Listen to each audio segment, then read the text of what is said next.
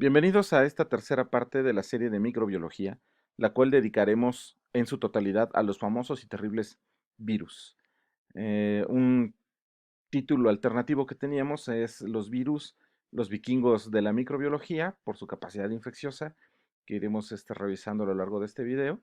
Sin embargo, consideramos que les hizo falta tamaño para ser vikingos, pero intentamos con esto mostrar que estos seres o estas partículas, porque no sé si podemos denominarlos seres, tienen una capacidad infecciosa tremenda. Y sin más, pues comenzamos. ¿Qué son los virus? Los virus durante mucho tiempo fueron considerados como las partículas infecciosas de menor tamaño, con un diámetro que oscila desde los 18 hasta los 600 nanómetros. Es mucho más pequeño que una micra. O sea, hablábamos de bacterias en el video pasado. En realidad las bacterias son terribles monstruos en comparación del tamaño de estas partículas infecciosas. Vamos a revisar más adelantito un comparativo del tamaño de los virus, dado que es bien grande la variación en tamaño de estas partículas, y las vamos a comparar con las bacterias. Debido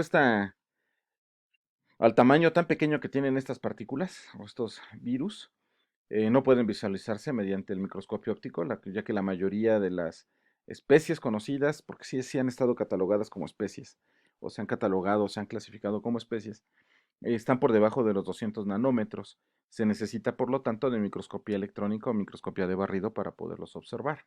Aquí les muestro pues algunas representaciones de las más comunes que se utilizan. Son los coronavirus. Estos son responsables de las enfermedades respiratorias que nos aquejan a nosotros como humanos y que ahorita está muy de moda por el SARS-CoV-2, que más adelante retomaremos.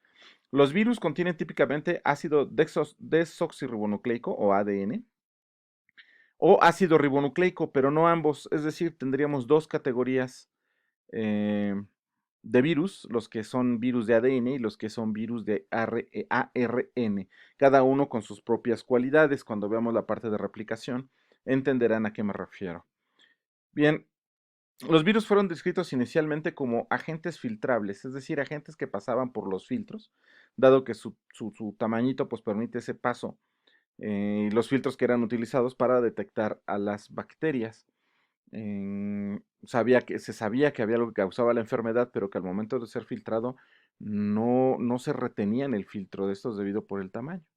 Así se le conocían, agentes filtrables. Poco a poco y pues obviamente con los estudios de microbiología, pues nos hemos dado cuenta que en realidad los virus son partículas muy pequeñas, infecciosas. Y a diferencia de la mayoría de las bacterias, los hongos y los protozoarios, los virus son parásitos intracelulares obligados que dependen de la maquinaria bioquímica de la célula hospedera para su replicación. Estos individuos o estas partículas no pueden sobrevivir fuera del hospedero o sobreviven muy poco fuera del hospedero. Vamos a ver más adelante, según su estructura, dependiendo la cápsula o si están o tienen una membrana por encima de la cápsula o de la cápside, tendrían mayor o menor capacidad de resistir fuera del hospedero. Por lo tanto, son parásitos obligados intracelulares. No se consideran individuos vivos, por eso es que es tan complicado de repente decirles seres o individuos, sino partículas. Por lo tanto, no se puede decir que un virus está vivo o muerto. Se dice que el virus está activo o inactivo, ¿no? O está estructuralmente estable o estructuralmente no estable, es decir, cuando se rompe la cápsula o se llega a dañar el ADN del virus, la partícula infecciosa o el virus se vuelve inactivo. También solamente no tienen maquinaria bioquímica, pues al ser solamente una cápsula con ADN, solamente tienen en su interior el ADN que corresponde para la formación de su propia cápside y de su estructura para poder ser infeccioso. Además, la reproducción de los virus tiene lugar mediante el ensamblaje de componentes individuales en vez de por fisión binaria. Es decir, eh, entran a la célula, dominarían la maquinaria bioquímica de esta, y ordenarían ensamblar primero por separado las proteínas, las grasas o las cosas que tengan en su cápsula o en su cápsula, y después se ensamblarían dentro de la célula. De manera, con partes, con las partes se va armando el todo. Bien, la estructura del virus es relativamente simple. Aquí les pongo pues lo que sería una cápsula o cápside, ¿no? Y ADN, ¿no? Claro, esta cápside va a variar. Acá en las imágenes anteriores los colocaba virus redondos. Puede haber virus en forma que no tengan necesariamente la forma redonda, más adelante lo vamos a ver. Aquí les coloco una especie de receptores que también son sumamente importantes al momento de que el virus detecta a su hospedero. Entonces, como ya mencionamos, los virus más sencillos consisten en un genoma de ADN o de ARN empaquetado en una cubierta protectora y en algunos casos rodeados por una membrana, que por cierto la membrana la toman de la célula hospedera y es lo que lo vuelve altamente mutable. Por eso es que muchas veces no se puede conseguir vacunas para virus, sobre todo para estos que toman la membrana de su célula hospedera. Más adelante lo vamos a ver. Los virus carecen de la capacidad de generar energía o sustratos, no pueden fabricar sus propias proteínas y no pueden replicar su genoma independientemente de la célula hospedera, o sea, no tienen un metabolismo como tal. Necesitan de la maquinaria metabólica de la célula hospedera. Y obviamente esto hace que los virus tengan que adaptarse o que tengan más bien que seguir las reglas bioquímicas de la célula hospedera. Bien, esto es un poco lo que les mencionaba de la estructura. Aquí está un virus con cápside desnuda, es decir, un virus que solamente tiene la cápsula y en su interior el ADN. Acá podría ser ADN o podría ser ARN, ¿no? Y hay otros virus que tienen una envoltura que se conoce pues como con la cápside envuelta. Esta envoltura generalmente es un pedazo de membrana, les comentaba, de la célula hospedera. Entonces, estas dos cosas le dan ciertas características, ¿no? a los virus. Aquí adelantito les platico más, miren. Esta sería la estructura del virus con la cápside desnuda, que es lo que tiene, pues proteína. O sea, la cápsula estaría conformada de proteína y de lípidos, ¿no? ¿Cuáles son sus propiedades? Aunque existen algunas excepciones a esto, pues en el entorno es estable frente a los siguientes factores, por ejemplo, a la temperatura, a los ácidos, a las proteasas, a los detergentes, a la desecación, y es liberado de las células mediante lisis, es decir, la célula se rompe y es entonces que estas partículas virales pueden salir e infectar a otras células diana. Estas propiedades de mantenerse estable ante estos factores trae como consecuencia que este tipo de virus se puede propagar con facilidad en fomites, es decir, de mano a mano, por el polvo, en gotitas pequeñas, estos son los fomites. em, Generalmente pueden sobrevivir en estos ambientes. Recuerden que nos tocamos mucho la cara, alrededor de 300, entre 300 y 600 veces al día nos tocamos la cara. Y ahí es donde pueden venir estos virus y como son más estables al entorno o son muy estables ante estos factores, se pueden propagar muy bien. Pueden desecarse y conservar el carácter infeccioso. Pueden sobrevivir en las condiciones adversas del intestino, por ejemplo, que es un ambiente altamente inestable para muchos seres, muchas bacterias no pueden sobrevivir ahí. Los virus pueden sobrevivir debido a estas propiedades que les acabo de mencionar. Pueden resistir a los detergentes y a tratamientos inadecuados de aguas residuales y los anticuerpos pueden ser suficientes para la inmunoprotección. Eso sí es una de las grandes desventajas que tienen esos bichos, como su cápsula es bastante estable porque la tienen codificada en su ADN. Cuando nuestro sistema inmunológico lo reconoce y vence una infección por este tipo de virus, queda memoria en nuestro cuerpo y por lo tanto podemos defendernos muy bien de estos parásitos. Para el caso de aquellos que tienen envoltura, ¿no? Que tienen esta membrana, en el componente de la membrana pues tienen lípidos, tienen proteínas y tienen glucoproteínas. ¿Qué propiedades les da esto? Aunque también existen excepciones. Pues en el entorno son sensibles, se degradan a los siguientes factores, a los ácidos detergentes, a la desecación y al calor. Ya se imaginarán que los coronavirus tienen precisamente este componente de membrana, que son virus envueltos. Por lo tanto, los lípidos que contiene la membrana son altamente sensibles a los detergentes y se rompe con facilidad su estructura. Obviamente la membrana celular se va modificando durante la replicación y les digo que incluso pueden tomar esta membrana de su hospedero, por lo tanto los hace altamente variables. Y es liberado mediante gemación sin lisis celular. ¿Cuáles son las consecuencias? Pues debe permanecer húmedo por la cuestión de la envoltura de la membrana. No puede sobrevivir en el aparato gastrointestinal. Se propaga en gotitas grandes, ¿no? O en las secreciones o a través de trasplantes de órganos y transfusiones de sangre. No necesita destruir la célula para propagarse.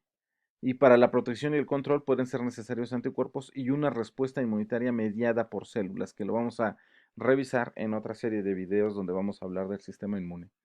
La inmunopatogenia se debe a las reacciones inflamatorias y de hipersensibilidad.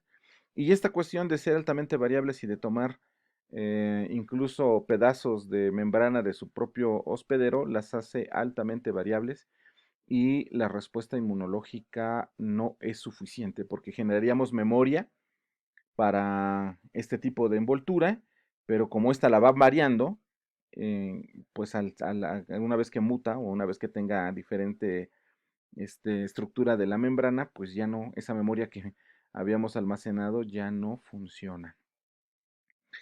Bien, aquí les pongo una parte de lo que es la clasificación. Los virus varían desde los pequeños y estructuralmente sencillos como el parvovirus o el picornavirus hasta los grandes y complejos como el poxvirus y el virus herpes o el herpevirus o herpesvirus. Sus nombres pueden describir características virales, las enfermedades a las que se asocian o incluso al tejido o la localización geográfica en las que fueron identificados por primera vez. Aquí les pongo un ejemplo. Este es un parvovirus. Acá tenemos los picornavirus, que son estos que están acá. Este es el herpesvirus, ¿no? Y este es un poxvirus. Ahorita más adelantito vamos viendo de dónde reciben los nombres y cuál es la mejor forma para clasificar a estos pequeñas partículas infecciosas. Vean, aquí está el picornavirus, que es lo que nos provoca es un resfriado común, pero la poliomielitis es uno de este tipo de partícula viral, o partícula infecciosa. Son muy, muy, muy pequeños. Acá tenemos los togavirus, por ejemplo, que es responsable del chikungunya o de la encefalitis equina. Y los nombres, fíjense bien, como el picornavirus, viene de esto, pico, pequeño, RNA, o sea, ácido ribonucleico, y por eso se le llama picornavirus. Y el togavirus de toga del hilo túnica hace referencia a la cubierta membranosa que rodea al virus. Fue de los primeros que se describieron que tenían esta capacidad de tener una membrana alrededor de su cuerpo o alrededor de su estructura principal. Y precisamente por eso se le llama togavirus. Hay unos que se les llama como retrovirus, ¿no? El término retrovirus no se refiere a esto, ¿no? A un virus y a un virus retro como de los 60, sino se refiere a la síntesis dirigida de ADN a partir de un patrón de ARN. Esto fue uno de los grandes avances o una de las grandes ideas de la biología que fueron tumbadas con los virus. Antes se creía que siempre había una direccionalidad de ADN hacia RNA y terminar en proteínas. Era como un dogma principal en la biología. Si tú te atrevías a decir que podías ir al revés de proteína a ARN a ADN, pues estabas violentando uno de los grandes principios biológicos. Hoy en día sabemos por esos retrovirus que es posible jalar e ir de un ARN, codificar hacia ADN y luego hacia ARN y hacia proteínas, o de ARN directamente a proteínas, sobre todo las proteínas que son estructurales de la cápside. Esto es, por ejemplo, entonces sería un retrovirus precisamente porque nos vamos de ARN hacia ADN y sería como a la inversa. Pero no solamente con estas cualidades de si es retroviral o si es ADN viral, es la forma como se han clasificado. Se utilizan otras, por ejemplo, por su estructura, ¿no? Tamaño, morfología, si es ácido nucleico, si es ácido ribonucleico, etcétera, ¿no? Como eso que les ponía del picornavirus o del togavirus. Por sus características bioquímicas de estructura y modo de replicación, que ese es el que más se utiliza, ¿no? por su enfermedad, virus de la hepatitis, por ejemplo, virus de la encefalitis. Por el método de transmisión, los arbovirus se propagan mediante insectos, por ejemplo. Por la célula hospedadora o hospedera, ¿no? Si es animal, pero si es un virus humano, si es un virus del ratón, si es un virus de los pájaros o de las aves, si infecta plantas, si infecta bacterias, ¿no? Generalmente los virus que infectan bacterias se les conoce como bacteriófagos. Por el tejido u órgano, ¿no? O sea, el tropismo, hacia dónde se dirige o hacia dónde es atraído. eh, por ejemplo, un adenovirus, un enterovirus, etcétera, etcétera, ¿no? Esos serían como los modos de clasificación y la nomenclatura de los virus. Aquí no vamos a entrar mucho en detalle en esa parte. Para ello les vamos a recomendar al final una serie de literatura donde pueden ustedes buscar, si les interesa el tema, revisarlo con mayor detalle. Bien, aquí les voy a poner las familias de los virus, sobre todo los de ADN, dentro de esta clasificación que estamos revisando, y algunos de los miembros importantes. Esto que estoy colocando aquí, o este libro nos maneja, el tamaño de la letra es relativo al tamaño del virus, y estas son las familias importantes para el humano. Entonces tenemos los poxvirus, que en realidad pues pox viene del chickenpox, ¿no? De las enfermedades, como el virus de la viruela, es un poxvirus, si se dan cuenta son de los más grandes. Em, el virus el virus de la viruela de los monos, el virus de la viruela del canario, el molusco contagioso, que son enfermedades derivadas de este tipo de virus. Los herpes virus son los que le seguirían en tamaño, y pues obviamente son los virus del herpes simple tipo 1 y tipo 2, o el virus de la varicela zoster. Acuérdense que la varicela está totalmente relacionado con este tipo de virus. El virus Epstein-Barr, los citomegalovirus y los virus de herpes humanos 6, 7 y 8. Los adenovirus, pues simplemente así conocidos como adenovirus. Los hepatnavirus, que son los virus de la hepatitis, ¿no? El papilomavirus, que son los virus del papiloma, que pues, aquí hay un montonal de virus del papiloma, algunos cancerígenos y otros no. El poliomavirus, que son los virus JC, virus BK o los SB40. Y el parvovirus, que es parvovirus B19 y virus asociados con los adenovirus. Esto dentro de la clasificación es importante para conocer cuáles son las familias de virus de ADN más importantes para el caso de los humanos. Ahora, dentro de las familias de los virus ARN, si se dan cuenta, son más. Y aquí les pongo también algunos ejemplos de sus miembros importantes. Los paramixovirus, que son virus de la parainfluenza o el virus Sendai, el virus del sarampión, el virus de la parotiditis, perdón, cuando se inflaman las parótidas, el virus sincitial respiratorio o sincitial respiratorio, y el metaneumovirus. Aquí hay otros que son los ortomixovirus, que son los virus de la gripe, o nos dan muy asociados a la cuestión de la gripe, los tipos A, B y C, y obviamente los coronavirus, que ahorita está sumamente de moda, que son los síndromes respiratorios agudos graves, ¿no? Los famosos SARS, que vamos a revisar un poquito más adelante. Y también tenemos los arenavirus, que son el virus de la fiebre de Lassa, el complejo de virus de Takaribe, ¿no? Los rhabdovirus, que son el virus de la rabia, que además, por cierto, este virus de la rabia es de los pocos virus que se pueden, que todos los mamíferos son hospederos, ¿no? Aquí no hay, aquí, si ustedes se dan cuenta, algunos de estos virus podrían ser solamente específicos para el humano, algunos virus son específicos para otros grupos de animales, pero el virus del virus de la rabia, ese sí es para todos los mamíferos, hasta donde se sabe, ¿no? El virus de la estomatitis vesicular. Tenemos los filovirus, que es como el virus del ébola, que platicábamos acerca en algún otro video de la virulencia del ébola, mientras que algunos coronavirus pues traen ahí del 2%, 1.5% de mortandad. El virus del ébola tiene alrededor del 50%. Además, el virus del ébola es zoonótico, es decir, pasa de los animales al humano. El otro es el virus Marburg, el Bullanvirus, que es el virus de la encefalitis de California. Aquí son el virus de la fiebre de la mosca de la arena. Algunas de estas enfermedades, o el virus Hanta, está dentro de estos. Los retrovirus, que son virus de leucemia, de células T, del tipo 1 y 2, y el virus de la inmunodeficiencia humana, que es un retrovirus, el famoso VIH. Los oncovirus en animales también pertenecen a estos retrovirus. Los reovirus, que por ejemplo es el virus de la fiebre por garrapatas de Colorado, que es un tipo de enfermedad específica de algunas zonas, que también les decía, muchas veces podemos catalogar a los virus por la zona donde se fueron descritas, ¿no? Aquí sería pues el fiebre de las garrapatas de Colorado, el virus con referencia al lugar geográfico donde fue descrito.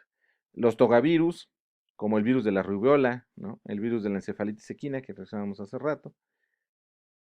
Los flavivirus, que es el virus de la fiebre amarilla, o el dengue, ¿no? Que es también uno de las enfermedades que más gente se llevan al año. Los calicivirus, como el virus Norwalk, calicivirus. Los picornavirus, que ya veíamos que son los muy, muy, muy pequeñitos, como los rinovirus, los polivirus, el coxsackie, el virus de la hepatitis A, o los virus delta, que pues solamente se le conoce como agente delta. Bien, si ustedes tienen alguna eh, inquietud de seguir revisando estas cuestiones de los virus, pues sí se les recomendaría que se metieran a la literatura. Hay muchísima literatura especializada de virología, con los cuales ustedes pueden tener una mayor o un panorama mucho más grande de este mundo increíble que son los virus, ¿no? Aquí les decía que íbamos a la hora de revisar el tamaño, ¿no? Aquí están los virus ADN humanos y los virus ARN humanos. Vean el tamaño, ¿no?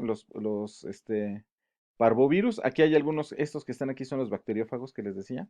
Y vean, este es Escherichia coli, ¿no? Que son 6 micras de longitud, ¿no? Que ya revisamos, o sea, una micra es la milésima parte de un milímetro. Entonces, si de por sí Escherichia coli es muy, muy, muy, muy pequeño, ahora observen el tamaño de un parvovirus, ¿no? O de un picornavirus. Son muy, muy, muy pequeños. Incluso los paramyxovirus, que serían los virus ARN más grandes, pues vean el tamaño con respecto, ¿no? A la Escherichia coli. Aquí, obviamente, este paramyxovirus ya está alcanzando los tamaños de las bacterias más pequeñas, como la clamidia, ¿no? Aquí estaría el bacteriófago, esta es como la estructura que siempre se le reconoce al bacteriófago. Y vamos a ver más adelante que tiene algunas funciones específicas al momento de la infección de las bacterias. Bueno, eso lo vamos a revisar en otro video más bien. Bien, continuando con esta parte de la clasificación, pues vamos a ver los famosos coronavirus, determinados de esta manera porque parecieran tener una corona, que es esta que se observa aquí, que obviamente tiene que ver con la membrana. Recuerden que este tipo de virus no son virus de cápside desnuda, sino que tienen membrana. Entonces, los coronavirus pueden infectar aves y mamíferos, produciendo una serie de enfermedades respiratorias y digestivas, muchas de ellas letales, trayendo como consecuencia serios prejuicios en la avicultura y en la ganadería, pero también pueden infectar al ser humano causando enfermedades que van desde el resfriado común hasta enfermedades graves como bronquitis, bronquiolitis, neumonía, el síndrome respiratorio de Oriente Medio o el MERS, o el síndrome respiratorio agudo grave, que es el SARS, entre otras. La mayoría de las personas se infectan con estos virus en algún momento de su vida. Estos son sumamente infecciosos y son sumamente comunes. Bien, el género betacoronavirus o COV2, empiezan ustedes a entender por qué se llama SARS-CoV-2, el coronavirus que ahorita nos está afectando y que está produciendo el COVID-19. Incluye varios subgrupos, los más prominentes es el subgrupo 2A y 2B, y tienen como especies tipo las especies de coronavirus murino. Incluye el virus de la hepatitis del ratón, en realidad, ¿no? Y el SARS-CoV, respectivamente. Los géneros alfa coronavirus y beta coronavirus provienen del pool génico que tiene al murciélago como huésped. De aquí que se crea que, o se tiene la idea de que este SARS-CoV-2 que nos está ahora atacando, proviene precisamente de los murciélagos o de haber consumido algún murciélago mal cocinado, ¿no? Porque pues, veíamos que son muy endebles al ambiente, ¿no? O sea, son bastante endebles al ambiente y simplemente con haber hervido muy bien la sopa de murciélago nos hubiéramos salvado. Bien, el genoma del virus está formado por una sola cadena de ARN, como veíamos, pues son ARN virus. Su secuencia genética se ha aislado a partir de una muestra obtenida de un paciente afectado por neumonía en la ciudad china de Wuhan, donde se supone comenzó esto del SARS-CoV-2, aunque hay gente, sobre todo investigadores del área de la virología, que sospechan que este virus fue mucho antes de lo que se nos está reportando y su tasa de mutación hizo que fuera reconocible hasta el 2019, hasta diciembre de 2019. No se conoce el mecanismo exacto de transmisión, pero se cree que puede producir un contagio de una persona a otra mediante gotas de saliva expulsadas a través de la tos y el estornudo o al respirar, y puede provocar enfermedad respiratoria aguda, neumonía grave en humanos y el famoso SARS. Bien, les adelanto un poco que lo vamos a revisar más adelante cuando veamos lo de la replicación, que esta capacidad que tiene estos virus, estos coronavirus, de tener esta membrana cubierta o cubriendo la cápside, les confiere cierta capacidad de mutar o de ir cambiando, no solamente la mutación del ADN y por lo tanto de la estructura del virus, sino también al tomar pedazos de la membrana del hospedero, pues le daría o le conferiría una gran ventaja ante el sistema inmunológico, es decir, nosotros generaríamos anticuerpos contra este tipo de virus y estos anticuerpos serían una especie de memoria. Cada vez que este virus entrara a nuestro cuerpo, pues podríamos atacarlo. Sin embargo, como van modificando esta estructura, pues es muy probable que a lo mejor en un año el coronavirus ya no tenga la misma estructura y nuestra memoria no funcione del todo, ¿me explico? Y volvamos a caer enfermos. Aunque recuerden que siempre que hay una infección nueva, los virus se vuelven muy virulentos, ¿no? O sea, valga la redundancia. O sea, es decir, se vuelvan muy agresivos y al paso del tiempo el virus se va atenuando de tal manera que al cabo de un tiempo va a ser muy común que tengamos el coronavirus. Digo, ya llegó para quedarse, no es que lo vayamos a eliminar. Muy probablemente la vacuna nos ayude, pero la vacuna va a tener que estar cambiando frecuentemente. Y así como nos vamos a estar vacunando, si es que logramos o se logra conseguir una vacuna, como lo hacemos para la influenza, que cada año nos vacunan contra diferentes mutaciones ya de las cepas de la influenza, va a tener que ser lo mismo para la vacuna del coronavirus. Pero más adelantito revisamos eso. Y ahora les presento a los mimivirus que los dejé al último precisamente para poder discutir acerca de qué hacen o cómo este tipo de virus ha afectado incluso la propia idea del surgimiento de la vida. ¿A qué me refiero? Vean, los virus por lo general se consideran o hay cierto consenso entre microbiólogos, virólogos y biólogos moleculares en determinar que una partícula viral no está viva. ¿Por qué? Porque pues ahí entraríamos en cuestiones de definir la vida, que ha sido complejísimo, ¿no? La mayoría de los biólogos se quiebran la cabeza porque estudian la vida, pero es complicadísimo de definir, ¿no? Sin embargo, se llega más o menos al consenso de que para ser considerado como un organismo vivo, tendría que tener metabolismo, entre otras cosas, digo, aparte de reproducción, crecimiento y otras cualidades, tendría que tener metabolismo, es decir, que el ADN codifique para proteínas estructurales o para proteínas de su uso, ya sea como señal o como enzimas, ¿no? Y los virus no lo tienen, ¿no? Y al ser esto, al que los virus no lo tengan, pues se consideran, por lo tanto, individuos no vivos o que no entrarían dentro de lo que consideramos como vivo.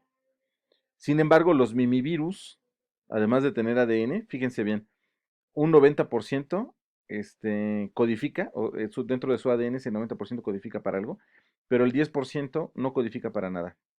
Y lo más interesante es que ellos sí pueden tener su propia síntesis de algunas proteínas. Por lo tanto, los mimivirus se consideran vivos. Y lo más interesante es que hemos incluso encontrado anticuerpos para estos mimivirus dentro de los seres humanos. Miren, la historia de los mimivirus viene un poquito más elaborada. De hecho, se les llama mimivirus por la cuestión de que parecen mimetizar a las bacterias. Son virus de hasta 500 nanómetros de tamaño, o sea, son enormes. Fueron descubiertos mientras se estudiaba la legionelosis, que es una enfermedad causada por una bacteria que es la legionela. Y se encontró dentro de la ameba acuática esta, Acanthamoeba polífaga, que es esto. De hecho, si se dan cuenta, el mimivirus toma el nombre precisamente de donde fue encontrado. Y les digo que se han encontrado anticuerpos en el caso del humano para estos mimivirus. Y debe su nombre a que cuando fue descubierto fue confundido con una bacteria debido a su tamaño, una bacteria pequeña, pero debido a su tamaño, y a que imitaba, o sea, viene del inglés mimic, mediante la atención de Gram a una bacteria Gram positiva, porque tiene esta parte de como una especie de fibrillas que están rodeando a la estructura de la cápside del virus. Y esto es, aquí es donde la atención de Gram se pega y pareciera ser una bacteria Gram positiva hasta que se descubrió que no era en realidad una bacteria, sino un virus. Y varios miembros de la comunidad científica han declarado recientemente que, debido a que la partícula viral es capaz de generar sus propias proteínas, es de hecho un organismo vivo. Una idea que no hace más que agudizar la confusión existente con respecto a la clasificación de los virus y con respecto al origen de la vida.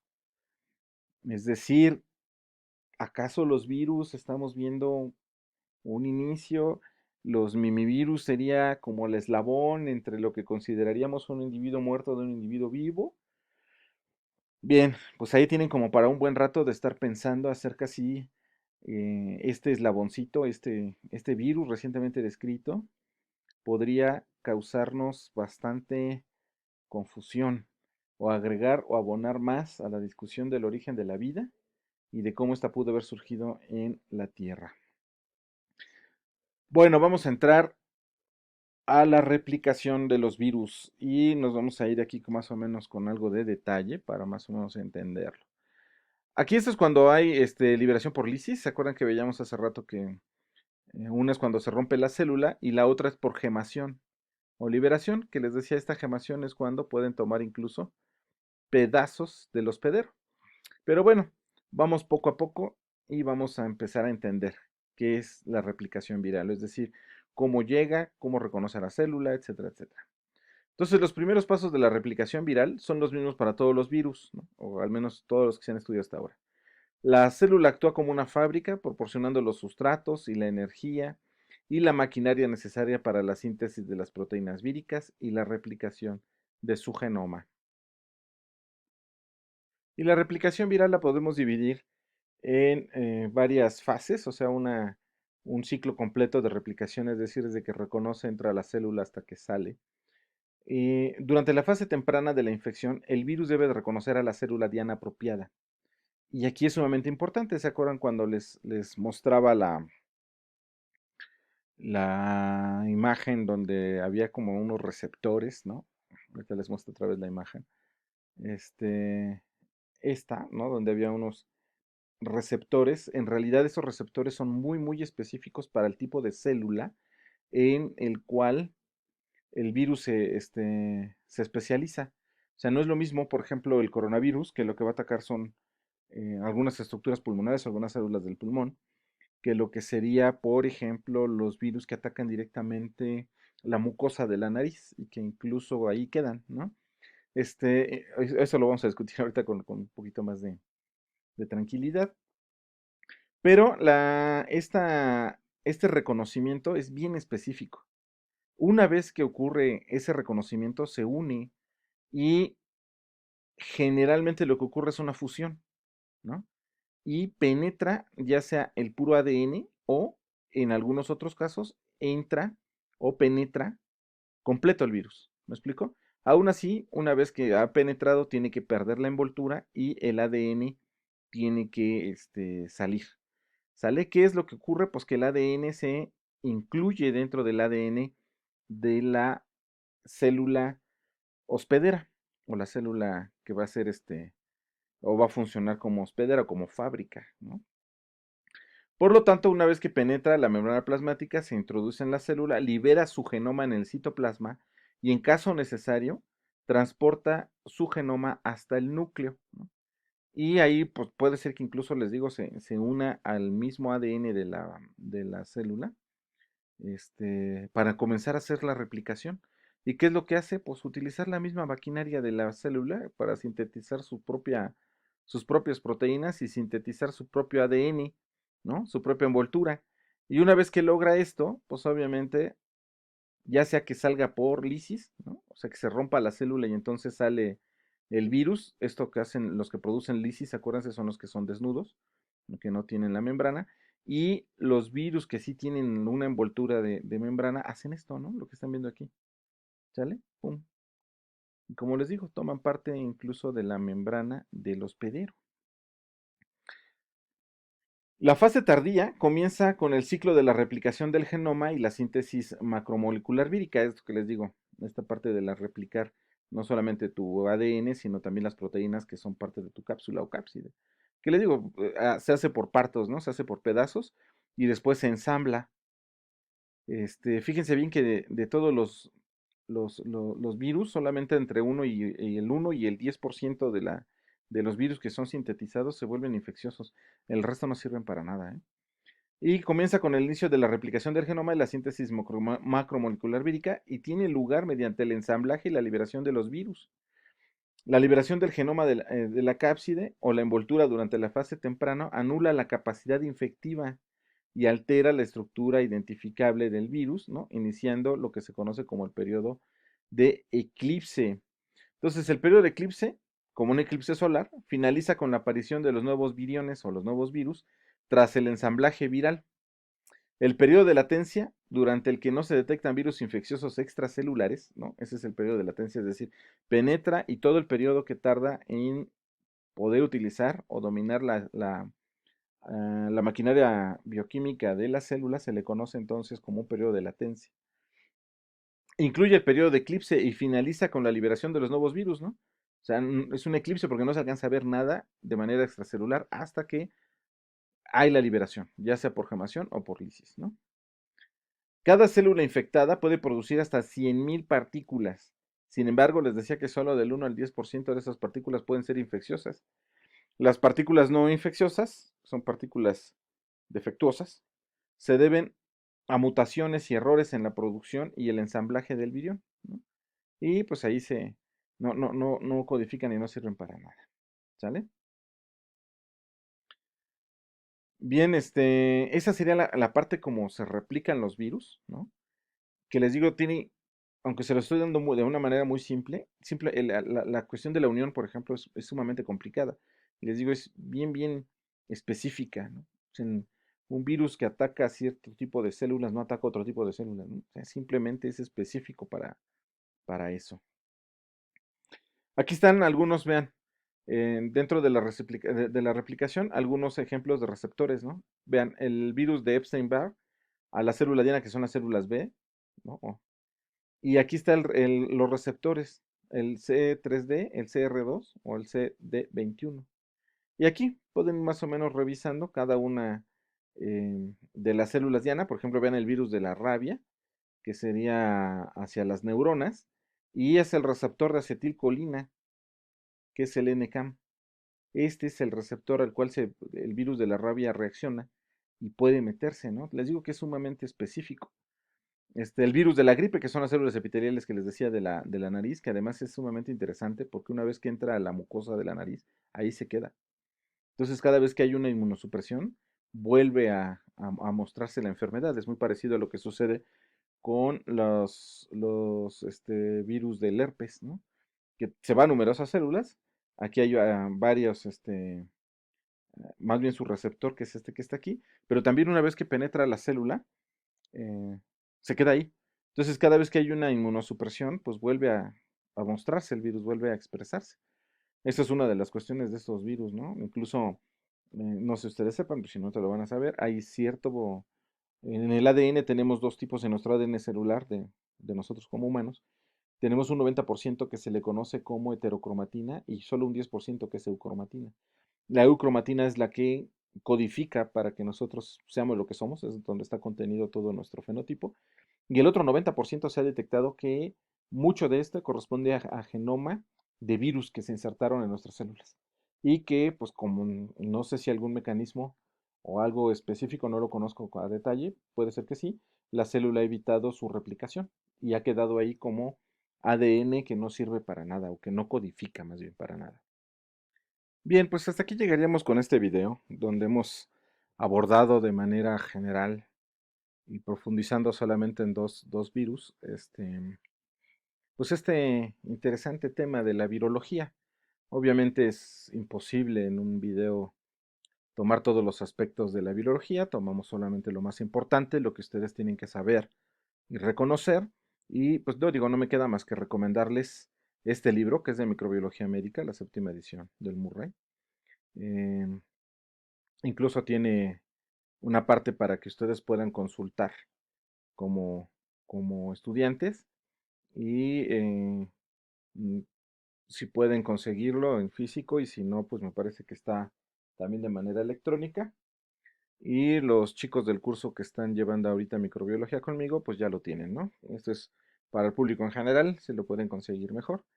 Este, Aquí se aborda estos temas que les estoy platicando de esta manera, también muy, muy adecuada con los términos y una forma fácil de comprender la virología, pero la gran ventaja que tendrían con este libro de microbiología médica es que profundiza en muchos de los virus que aquí solamente les comenté así, pues este virus es este es aquello. Los minivirus no vienen aquí, pero eso los pueden buscar por fuera. Acuérdense que el Scholar Google es el sitio que siempre les recomiendo para buscar información científica adecuada sobre los virus. Pues sin más, si les gustó el video, por favor recomiéndenos, háganos ese gran favor de hacernos publicidad con la gente que les interesen estos temas. Suscríbanse al canal si no lo han hecho, activen la campanita, por favor denle pulgar arriba si es que les gustó el video. Y pues nos veríamos en el próximo video donde vamos a abordar a los hongos, microscópicos. Hasta pronto.